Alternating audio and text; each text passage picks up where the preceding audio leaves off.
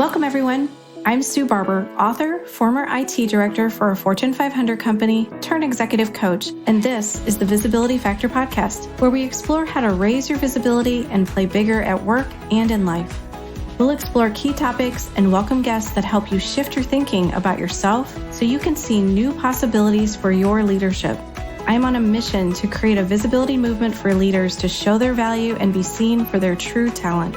Are you ready to take the next step towards a higher level of visibility for yourself? Let's go.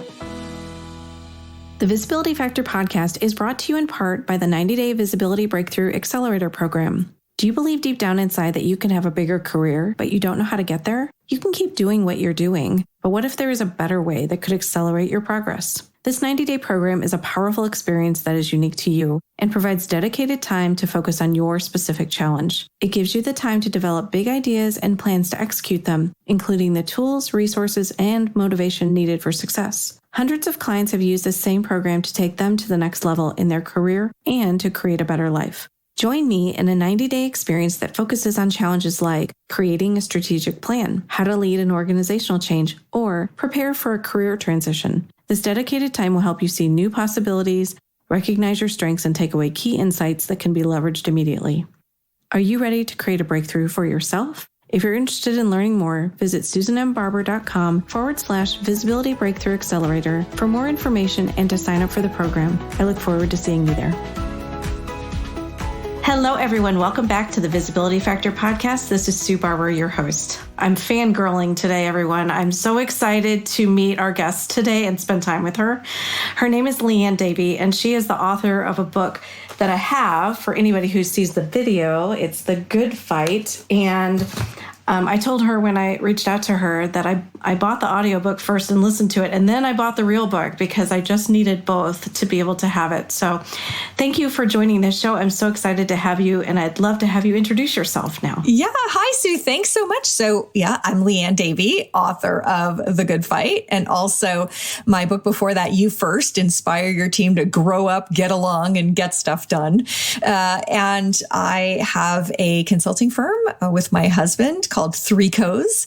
3Cos is a bit of a weird name, but it's because of our mission, which is to transform the way people communicate, connect, and contribute so they can achieve amazing things together. So those 3Cos, communicate, connect, and contribute. And by way of background, I'm a PhD in organizational psychology, and just my whole purpose in life is to help people to deal with the messy stuff to make work a more meaningful part of our lives.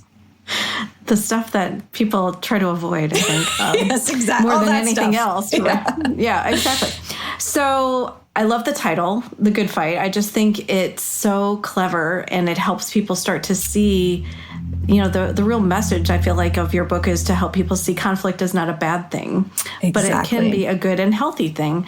So how did you decide that's where you needed to spend your time on your next book? By getting it wrong myself. I always say, never underestimate my willingness to make mistakes in my own life to serve as to be of service to others. So I grew up in a family where conflict was not our strong suit. Things were not said out loud. Particularly, my dad did not like conflict and would, nurse a conversation or a wound from a conversation for decades. And then I got into my first job, my first time as a manager, and realized I was really not good at conflict. And so when I wrote You First, there's a chapter, just one chapter in it called Embrace Productive Conflict. But that was what everybody wanted to talk about when I was giving keynotes about the book. The Q&A was about that chapter. When I was working with executive teams, I'm a facilitator for executive teams. That's what they were getting wrong, was they were not having enough conflict. So it just became clear, okay, I know what the next book has to be about. Yeah, it's like a sign from the universe. It was many signs. Here's where to spend your time. Yeah. Yes, definitely. So I do a lot of work with teams too, and it varies by organization and all those kinds of things, as I'm sure you see too. Yeah. What do you think the major root cause of conflict with teams is in organizations? I'm sure there's way more than one, but is there a major one? Okay, so let's first clarify that I think you're talking about unproductive conflict, unhealthy conflict. Sorry. Okay. Yes, unhealthy. Yeah. Okay, so the unhealthy conflict comes from, we're human and we have different styles and different needs. one of the things coming from the organizational psychology background that I understand is that people's needs are often very different from their behavior. So what people are showing us is not what they need in return, which is just crazy and very difficult to cope with. So, one is just we're humans, and that creates a lot of challenges. Another, we are under profound pressure these days. We have leaders who are abdicating their responsibility to prioritize. So we have expectations that we can't live up to. And so, for me to deliver, to meet my targets, I'm dependent on you, but you have different priorities than me. And so you're letting me down. It's really messy. So some of it's just basic fundamentals of any relationships and how humans are very different from one another. But when you layer onto that, this pressure of, needing to deliver more than is humanly possible with, more and more and more consequences for not delivering every year, it's a bit of a powder keg. For sure. Oh my goodness. Yeah. It's just crazy how it's so different too in different companies. And I'm sure, with people working remotely now, that has also contributed some challenges to some of this as well. I know that you work with global teams, and I'm interested to see what you're seeing with that. So, working remote, they're in different parts of the country, the globe, for example, and there's a lack of trust. What are some things you do to help companies and teams come together when they maybe have never met each other? They've only met over Teams or Zoom, and there's cultural differences that kind of fit into some of that as well. The first thing is we spend a lot of time when we're facilitating team effectiveness, we spend a lot of time on the business purpose of the team. So people assume that we necessarily spend a lot of our time on team dynamics and how people are talking to one another. And that's not where we start at all. We start with, what is the organization counting on you to deliver? How are the things that are changing in the external environment changing what you need to be as a team and what you need to deliver? So we really start there. The second thing we do with every team is we use an assessment tool. We use the Berkman method assessment to give people insight about themselves, to give them more empathy about one another, and to help them understand that those things that you bump into that are uncomfortable, you should see them and understand them and experience them as this productive tension, because they're helping you see the world through different eyes, as opposed to immediately assuming that it's friction. That person's a jerk, or they're not smart, or they're not doing it right. So we invest a lot of time in that. And I would say the third thing is I've developed a set of exercises to build what we call mutual knowledge. When you're working virtually, you are without a lot of contextual information that is very helpful. So imagine that you're all in an office and you work together, and you've just come in through a horrible rainstorm, and it's cold and wet and dreary, and you just had to walk from the parking lot through, ankle high puddles. When you get into the office, if someone's a little cranky and crusty, you don't even notice that because you're cranky and crusty too. And it's because, it's miserable out there. When you are in a completely different city, a different country, you don't share that context, and you don't know what their context is. It might have been a sunny, beautiful day for you, and so you're whistling on the way to work, and they come on cranky and crusty, and you're like, wow, you're in a bit of a mood.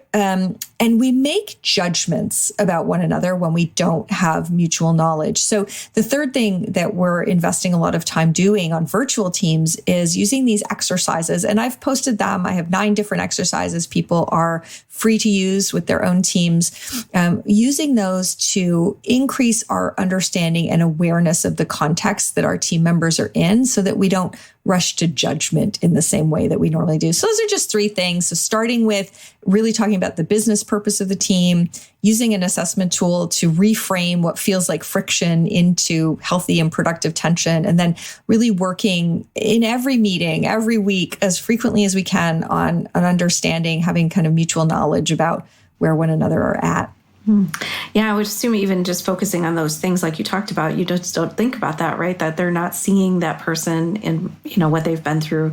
I always tell people, like, you never know if the children were like making the person cranky before they got there. They got in a small car accident. There's so many things that could have happened that it has nothing to do with you, but you assume it has everything to do with you.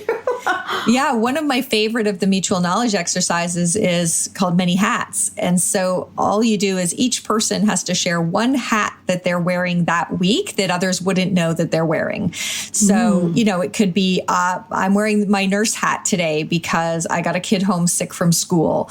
It could be, I'm playing the host because we have a VP in from Tokyo and I'm the one who's supposed to be like showing them around and taking them to lunch. And so that exercise is just a great way. And then what I like about that exercise is you can share something relatively innocuous and impersonal if you want, or you can share something very profound. Yeah. But just having a sense of, people are wearing many hats and you probably don't know several of them. And when you do, it's a form of connection. It's a really wonderful way. And then, you're not as quick to judge. You have a little more context for if they haven't responded to your email in 5 minutes, maybe they're showing the head honcho around. Right. There's probably a good reason. Yeah, exactly. Have you ever encountered any senior leaders who just, no matter what you've done, they just refuse to change? Oh, of course.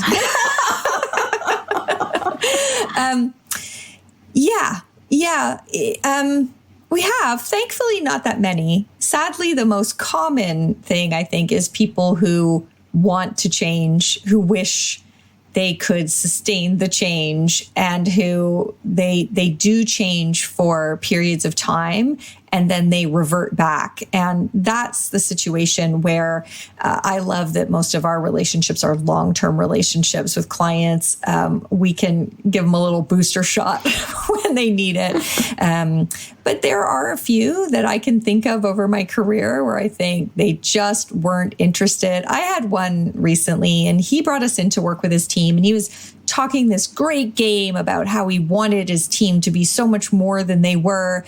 And at every single interaction, he showed that he was not willing to understand the part he was playing in the dysfunction. He made comments that kind of belittled people who were different than him.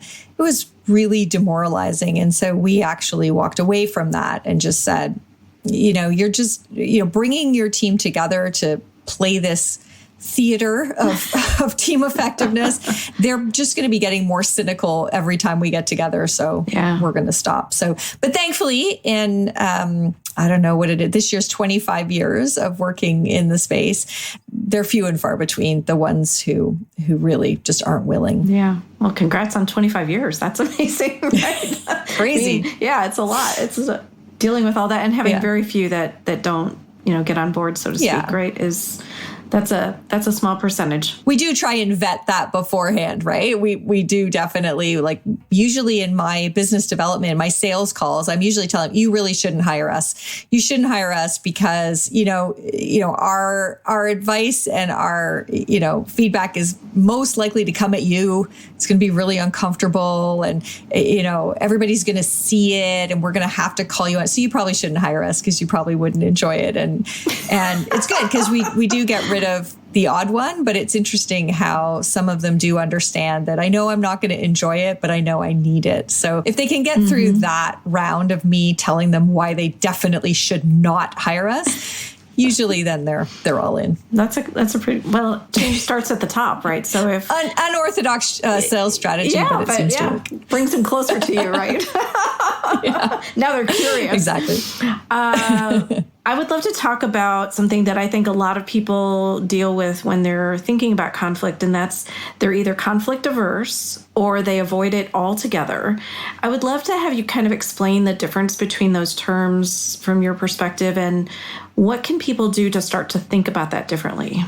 So, it's a really dumb metaphor I use or dumb analogy that I use. But when I really understood that there are two different things, there's conflict aversion, and there's conflict avoidance. And the way I came to understand it was through relating to how I feel about exercise. So many years ago, I am a keynote speaker, I'm a facilitator, so I spend a lot of time on my feet.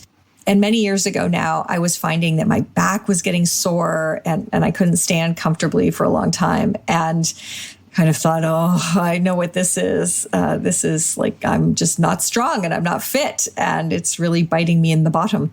And so I decided that I would hire a personal trainer and get serious about it. And I have to tell you, I really despise exercise. And that was probably 10 years ago. I still despise exercise. So I always think about myself as being like fitness averse. I don't like it. My husband runs marathons for fun. He goes out for a 22-kilometer run on Sundays to relax. So it's like, wow, okay, those people exist. So at some point, so what my trainer said is what's going to really, really help is if you work on your abdominal muscles. So 3 times a week, he would invent crazy new abdominal exercises so that, when I got so that I could do plank for 30 seconds, it would be 45 seconds. When I got to 45 seconds, he said, let's put your arms on this half exercise ball and when I could do that for 60 seconds, he said, let's put one of those kids' little maze toys on the ball so that you have to hold plank while getting the little silver ball into the hole. Like he could invent new things all the time. And so for 10 or 15 minutes, 3 times a week, I was in agony, but I started noticing that I could stand all day and be happy to talk to folks after the session. I could stand in line at the amusement park with my kids. I could stand in a bookstore and browse and read for hours on end. And that's when I kind of realized that I'm probably always going to be fitness averse. But as long as I wasn't fitness avoidant, then good things happened. And it was literally this sort of flash of lightning that I was like, that's true of conflict too. If I'm willing to have 3 uncomfortable conversations a week, the rest of my life is going to become so much easier, so much more comfortable. So that's when I really understood that you can be conflict averse, and I'm not going to try and change you. I probably can't change you if you're conflict averse. Mm-hmm. It's probably hardwired into you, but I'm going to help you not be conflict avoidant. And then you'll see that all sorts of good things happen. So that was how I came through the back door to this epiphany about the difference between conflict averse and conflict avoidant, and developed strong abs in the process. Well, good for you. I mean, that's amazing. I think that's an easy concept, though, for people to understand from the fitness perspective, because I'm sure there's plenty. I'm probably one of them as well, who struggles with that a bit, because there's just a lot of things going on in your day, and it's like, I can put that off. I would love for you to also talk about conflict debt. Oh, fun. I think that is a really cool concept, and I would love for you to share that with everyone too. Yeah. So I was looking for a way to help people realize that there is something worse than having conflict, which is not having conflict. And so conflict debt became this way of drawing a parallel to credit card debt. And we kind of understand that when there's things we want, but we can't afford them, and we just put it on our credit card and tell ourselves that we'll pay it off right away, honest, I'll start making payments. But we don't. And the interest compounds, and we often have to pay penalties. And we end up paying much, much, much more for that thing we wanted than we would have needed to if we'd paid for it in cash. Well, same happens with conflict debt. You think, that person, the way they just treated me in the meeting this morning, I really should say something, but I don't have the energy for that today. Or, I think there's some risks in that person's plan, but we can't afford to slow down. We got to get this moving. So we get into conflict debt. We say, not now, later. And the interest and penalties that pile up in resentment, in Sunday scaries and stress, in diluting our resources over too many projects when we wouldn't have the fight about trade-offs to make, all manner of things that happen that affect our productivity, our innovation, our risk mitigation, our engagement, our trust, our stress. It really, at every level, it is more costly to get into conflict debt than to just have the conflict with a much higher frequency more often. So the other metaphor that might be helpful if you can't resonate with the sort of credit card debt kind of ideas, I always say what you really want is to have conflict much more like flossing and less like root canal. So this was another thing. I have all my epiphanies through the back door, I have to tell you. That's great. I had a run-in with a dentist when I was a little kid, and a dentist hit me, and it was very awful. And it created this real fear of dentists. And so in my 20s, when my mother wasn't there to force me to go to the dentist, I stopped going to the dentist. And of course, what happens when you stop going to the dentist is your visit, when you eventually have to go to the dentist, is very painful and very aversive. And so at some point I smartened up and realized that if I don't like the dentist, I should go every 6 months. I should floss my teeth every day. And those hygienist appointments aren't too bad when you do that. And I thought, the same is true with conflict. If we don't like conflict and we try and pick our battles or bite our tongues or whatever we're doing to put it off, when it finally erupts, it tends to be very emotional, very aversive. It does, stop a project in midstream, and it's very costly. Whereas if we just said, hey, in that meeting this morning, I'm not sure that didn't land well with me. Can we just talk it over? If we just treat conflict like flossing, then we don't have to have root canals. So that was the other way that helped me think about, if you don't like conflict, you want to have it much more frequently and much lower impact. So treat productive conflict like flossing so that you don't have to have the root canal. That's amazing because, they say flossing makes you healthier, right? So I think that's the same concept, right? Same concept. Yes. Oh, yeah. Because we used to be told, don't, like for feedback, for example, don't wait and let it have a birthday, right? Don't wait until mid-year or end of performance review, because that's what it was like. Nobody would give feedback until that time. And that's like, what meeting are you talking about? Oh, that one 4 months ago. Well, I compare it to a kid with a toy. You can't tell them no and say, that was a week ago. Don't do that again. I'm like, what are you talking about? I have no idea what you're talking about. Right? What? Yeah. A toy. I don't know what you're talking about. Exactly. So on your website, you have a list of all these bosses, all the types of bosses, and all the challenging bosses that probably everyone would recognize. It's getting longer and longer. I bet. I'm sure it's creating new ones every day. So is there an example we could walk through? So let's just say, I just picked one here. Someone who, we talked a little bit about insecurity, but an insecure leader who maybe has never led people before and is now in charge of a team and is all these new responsibilities, but maybe isn't handling that well. What are some things that, their team could do and or that leader could start to do for themselves to think about that differently? Yeah. So first of all, just that mindset is the first thing, right? Be kind. Somebody's a new manager. It's a hard job. It is not easy. So just starting with, hey, they're new. They're going to figure stuff out. And if I can help them figure it out more quickly, that's a good thing. With your insecure manager, I think it's asking a lot of questions and asking them to answer questions that are the what, the why, the who questions, so that you're understanding the context behind what they're asking you to do. And when you ask somebody, okay, tell me where this fits in with other priorities. If your new manager doesn't have an answer to that, you've framed it in a way that they can go find an answer, which is helping them to be successful. It's probably positioning something that they can ask of their manager and look smart and look on the ball for doing it. The other thing you want to do is, sometimes an insecure manager becomes a micromanager, and they are secure about doing the actual frontline job.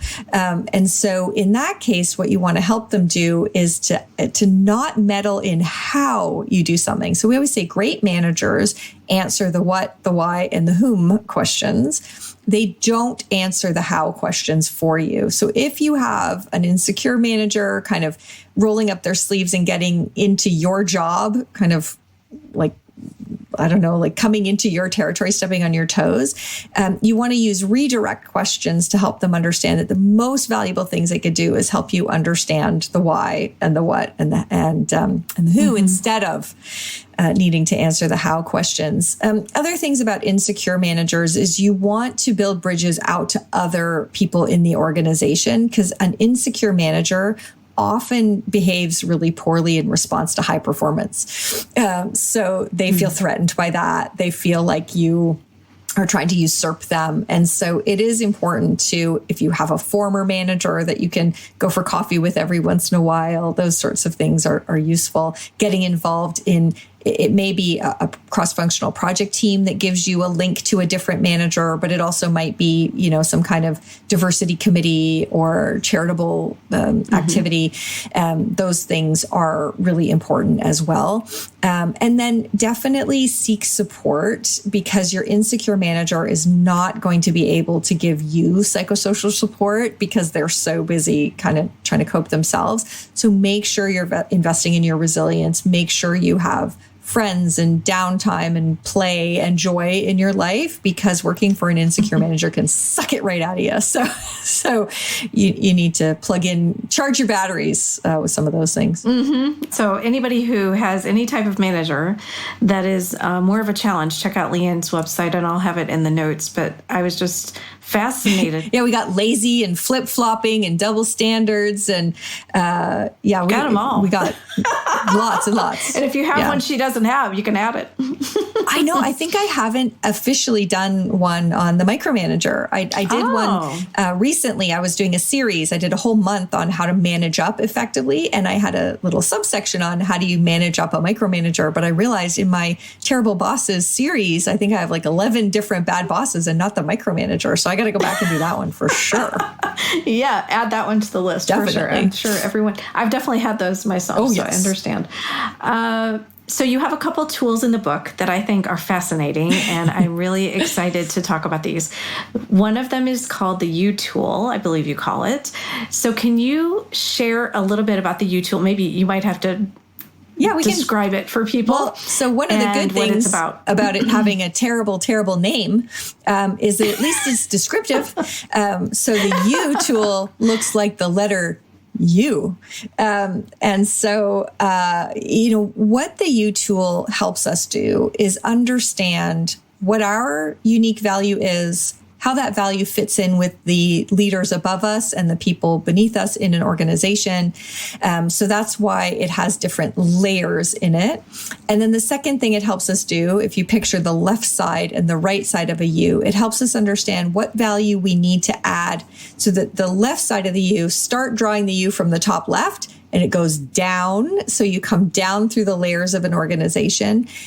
Then at the bottom, that's where work is drafted and edited. And then as you come up the right side of the U, that's where we review, monitor, govern, course correct work. So this is a tool that allows us to say, look, this is what our unique value is as a team or as an individual. This is what everybody's counting on me to do. That's the first question. The second question you answer is, what do I need from above me? What decisions need to be made? What context or clarity do I need from above me so that I can add the value I need to add? So maybe it's, what's my budget for this? What would good look like? Who are my stakeholders? Those sorts of things you might need from above. And then the next question is, and what's the value where I need to get out of the way and not be a micromanager? What are the things I'm counting on the layer beneath me to do in terms of adding value? So I may be, if I'm a leader, I may be envisioning, I need the process to do this and this and this, but I'm not actually designing the system because I'm not an expert. So I may expect the layer beneath me to design it and then the layer beneath them to build it. So the U just really helps us to be clear on what we can expect from one another, what good looks like, where we need to put most of our attention. So it really, the reason it's in a book about conflict is that the vast majority of conflicts come because we didn't have aligned expectations. We thought we were doing what we needed to do, but it wasn't on target. And that creates really unhealthy friction and something we don't need. So the U is a tool you can use. And in the Good Fight, there's all the instructions. You don't need to hire somebody. Like, you can literally just look at chapter 7 and the appendix, and it gives you all the instructions to do it with your team. So that's the U. Every time people do, I have a client who I first met her here in Toronto, and then she's moved to a very big global job in the US. And she just emailed me one day. She's like, I need you to come in and you my team.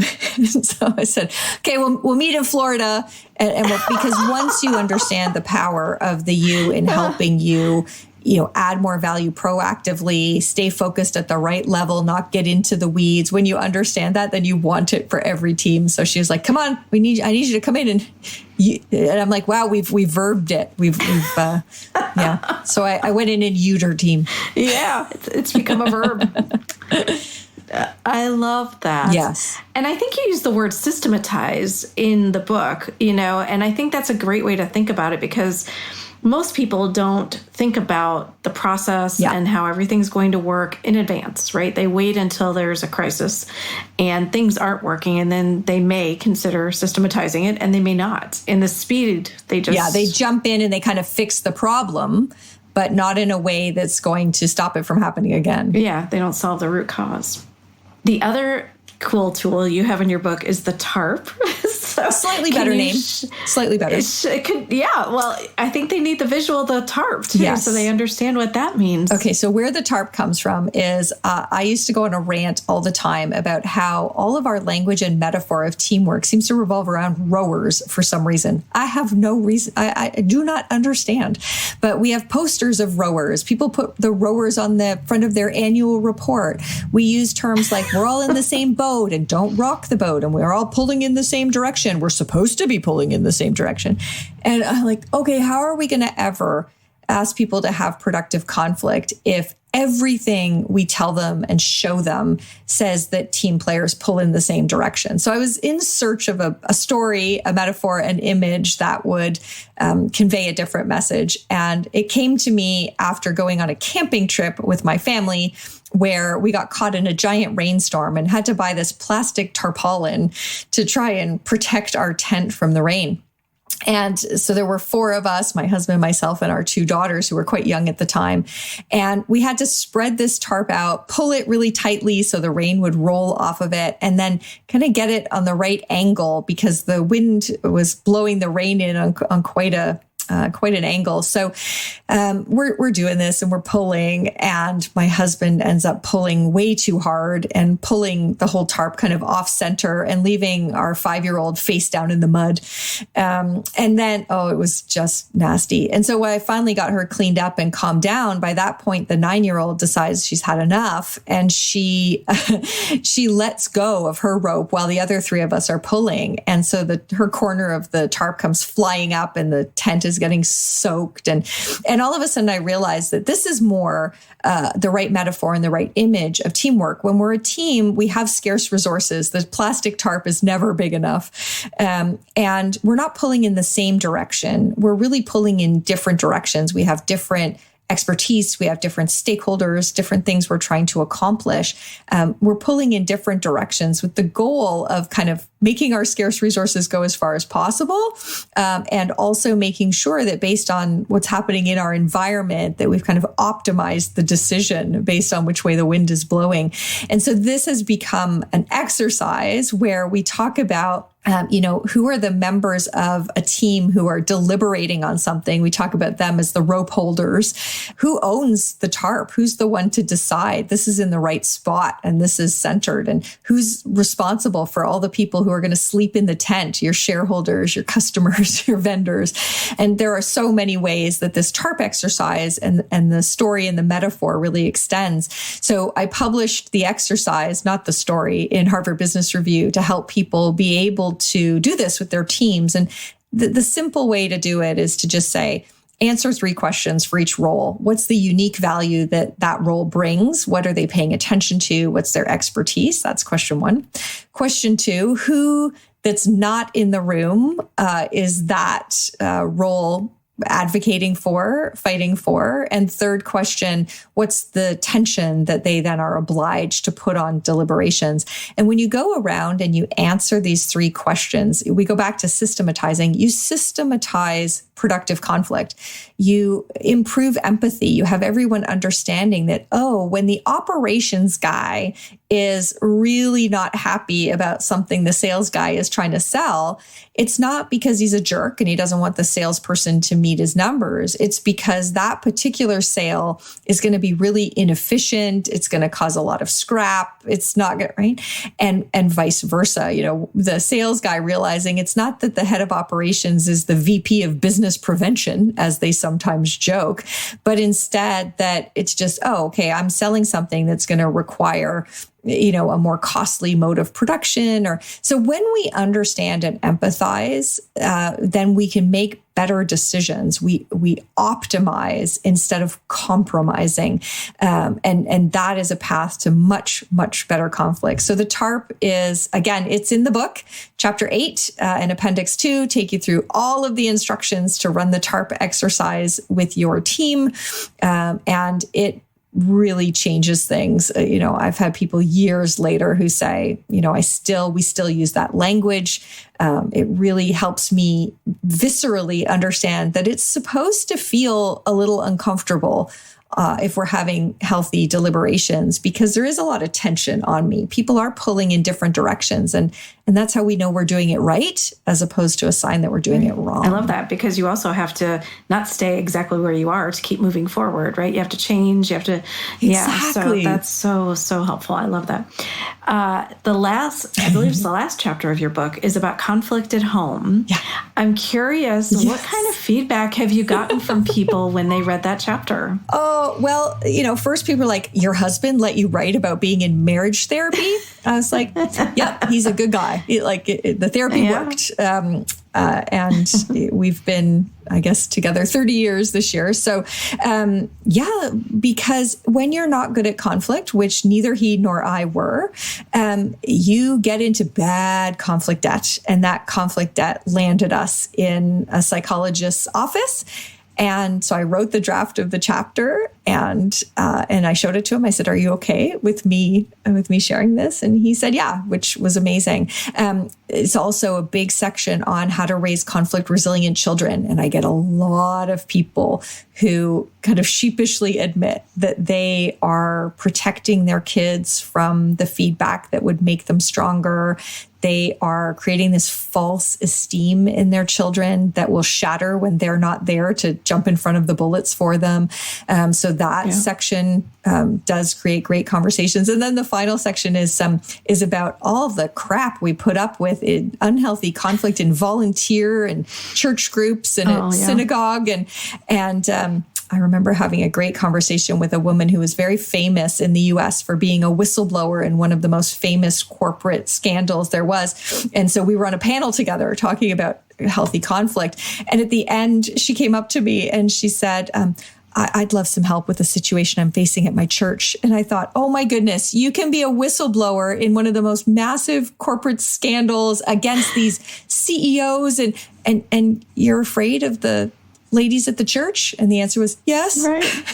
Yeah. So isn't that crazy? Yeah. So I'm really proud of that chapter. It was important to me to say, and I called it try this at home, because if you think about all those funny car commercials when it says, do not try this at home, like, you know, the first 9 chapters are about using conflict for good in the workplace. But I really didn't want to leave the book without saying that everything in there also helps us to have better relationships, to raise stronger children, to have healthier organizations and relationships in our community. So I had a lot of fun writing that chapter. Yeah, I think I think you raised some important points that I talked to someone yesterday, is that if we don't prepare them for the work world, they're not going to be successful, right? They don't know how to have conversations. They don't know how to deal with, everybody's gotten the trophy.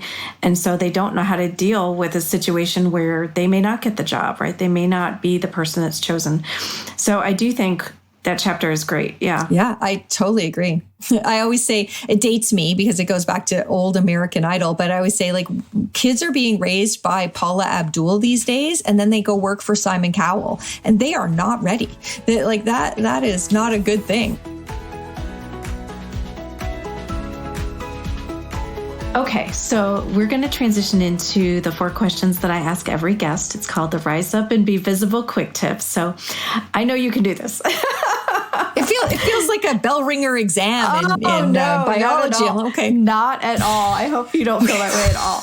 Okay, first question. Visibility is fill in the blank and then tell me why you think that's true. Visibility is not in the eye of the beholder.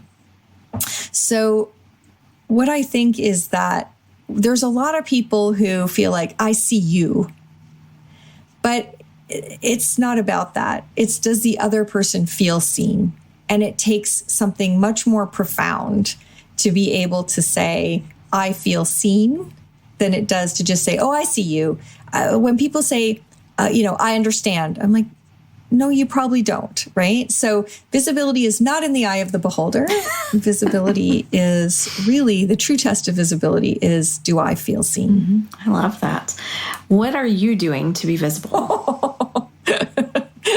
That just feels embarrassing because the answer is like, what am I not doing? I feel like I shove my face in front of people far too many times a week. But I think the most profound answer, so I really encourage folks to, connect with me on LinkedIn, because that's probably where I'm making the greatest effort to truly be visible, but to be visible in a way. So if anybody's seen my LinkedIn feed, they will know I post the most ridiculous, raw, embarrassing photos along with my work to say that I'm okay with being seen, with no makeup on, being seen. I always say that the number of views I get on a LinkedIn post is correlated to how many chins I'm showing in the picture. So I think what I'm doing to be visible, I have a website, I give keynote speeches, I have a YouTube channel that I'm really proud of, I'm on LinkedIn, but it's not just that I'm out there. It's that I actually am willing to be seen authentically, to share the things I mess up as I have done today, all the things I get wrong. So I think that's how I am trying to be visible, but visible in a way that is a little bit deeper than surface level. But I think that's what people connect with you on, right? They can see the authenticity of you, the real talk, even the way you started your book. Like, hi, I'm Liane. Like, you're just very much conversational Liane, right? You're not just some person up on the stage somewhere all the time, right? You're a real person, and you have real challenges, right? So I think that's amazing. Many. Yeah, I think we all do. Next question. What's the best career or leadership advice you've ever received? Oh, you can't have it all. You just can't have it all on Tuesday. So my mentor, Terry Brown, I love this. So she was a real woman pioneer, and really was a working career mom, long before lots of other people were. And she would just pshaw at anybody who would tell her that she couldn't have it all, or tried to tell me that I couldn't have it all. She's like, you can have it all. You can't have it all on Tuesday. And it was just a really great reminder that she encouraged me, don't think about work-life balance like every single day. Like, did I balance it today? Did I do enough as an employee today? Did I do enough as a parent today, or a spouse or a friend? She was like, you're not going to get the balance right on Tuesday. Sometimes you have to count it over a week, sometimes a month, sometimes a year. And what she's taught me now at a late stage in her career is, and you know what? You're going to have a different work-life balance in your 30s when you got young kids than you can. I'm 51 and I'm a year away from being an empty nester. I will probably soon be throwing myself into some work things that I chose not to prioritize when I had kids at home. So you can have it all. Don't let anybody tell you differently. Just don't expect to have it all on Tuesday. I love that. And then the last question, what is a book that you've read recently that you would recommend? Oh, so this is a good one. So my dear friend Laura Gassner-Otting has a new book just out called Wonder Hell. And I just think Wonder Hell is the best. So she wrote a book called Limitless. It's another great book. And it got discovered by Robin Roberts on Good Morning America. And Robin actually, from her personal Twitter account, kind of did the whole, y'all got to read this book.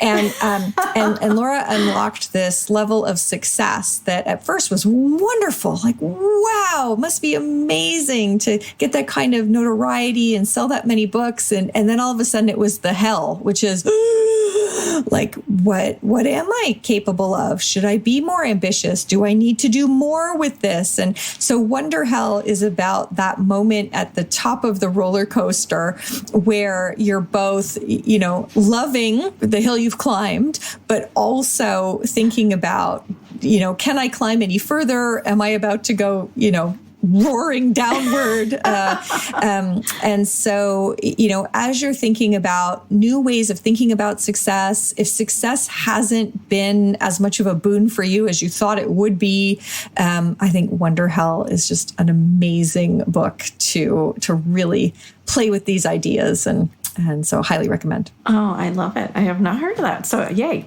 Did it just come? It's brand new. Okay. Well, that's brand new. I love it. Okay. Excellent. Well, I loved our conversation today. I'm so glad we were connected. I'm glad you knew a bunch of people that I know, and we were able to make this work today. Get Liane's book. I'm telling you, it will change your life. I was so excited. I had time in the car to listen to it and to hear your voice, right? And now meet you in person. Everybody says it's just like you. It just sounds like you. Yeah. Just like you, for sure. For sure. Yeah. You are true authenticity in action. And I think it just helps everybody start to look at conflict from a much better, healthier way. And that can only help everybody in their lives, whether at home or at work. And I love the work that you're doing. Thank you for being here.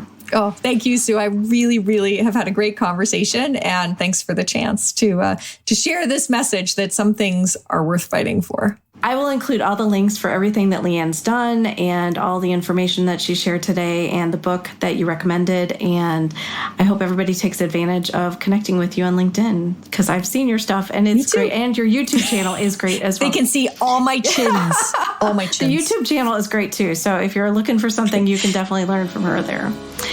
Thanks everybody for joining today on the Visibility Factor podcast, and I'll catch you on the next one. Thanks so much for listening to the Visibility Factor podcast. Remember that visibility starts with small steps that are intentional and consistent each day. Be bold, be visible, be the leader you were meant to be. Find us and subscribe on Apple Podcasts, Spotify, and wherever else you listen to podcasts. Follow us on all of our social media platforms, which are highlighted in the show notes. Thank you for listening, and we'll see you next time on the Visibility Factor podcast.